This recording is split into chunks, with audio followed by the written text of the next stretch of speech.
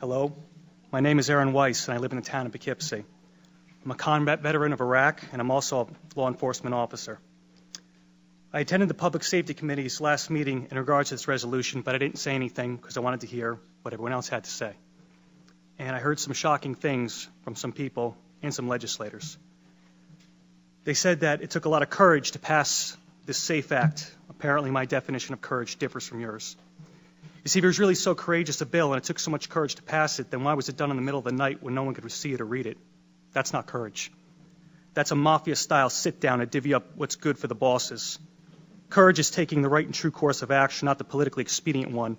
And anyone who is proud of this law must also be proud of the Patriot Act, the TSA, imprisoning Japanese citizens in World War II, since all these actions were spurred on by emotional fear and rammed through in the name of public safety.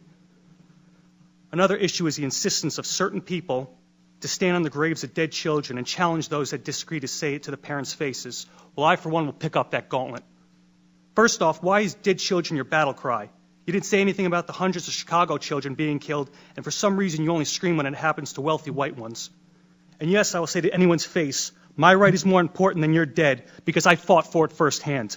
I washed the blood of my friends out of my Humvee, and I picked up their mangled bodies, and I fought day in and day out. I did more things that you people can't imagine. So yeah, my right trumps your dead. I earned it in blood.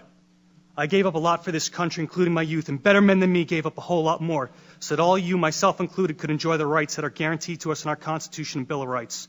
And we didn't go through all that to come back home and watch the surrender of what we fought for happen based on the demented actions of a couple madmen.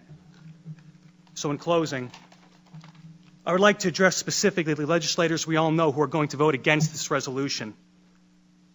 I understand you will vote against this resolution based on some misguided sense of the public good. However, as a law enforcement officer, I'm curious to know about your true resolve. Since voting to take away someone's rights is totally different than being asked to enforce it, I want you to consider this. If you support the SAFE Act so wholeheartedly, are you willing to stand with law enforcement members and lead from the front to enforcement? And what I mean by that is if a constituent of yours feels so alienated by this law and the manner in which it was passed that they refuse to comply with it, are you willing to stack up on their front door and go in first? I bet if a clause was in this bill that required you, the elected leadership, our elected leaders, to go in the door first, I bet you would not be so steadfast.